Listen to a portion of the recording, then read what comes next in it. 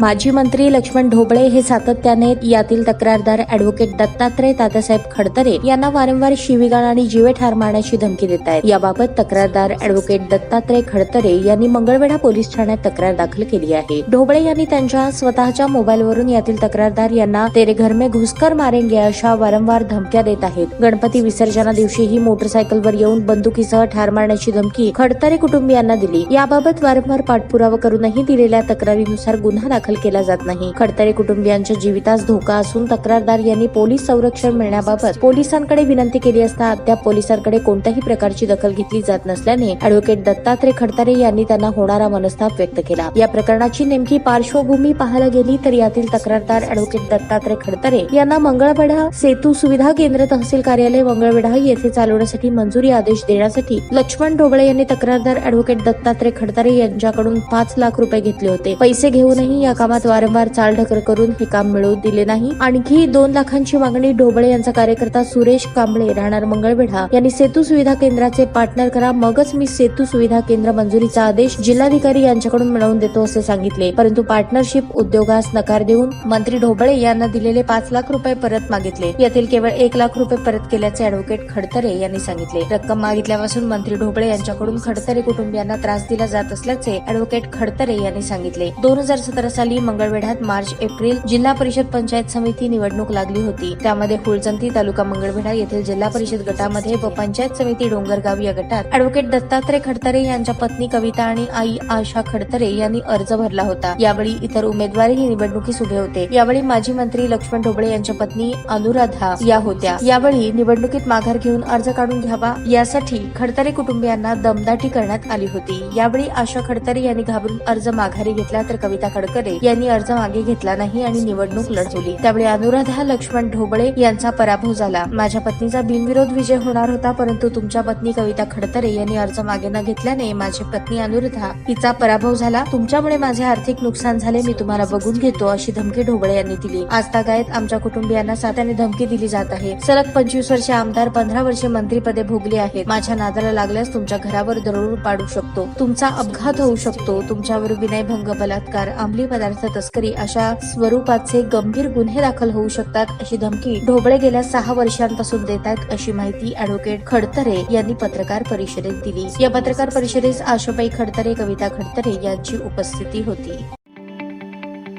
ताज्या बातम्या पाहण्यासाठी प्राईम महाराष्ट्र न्यूज चॅनलला सबस्क्राईब करा।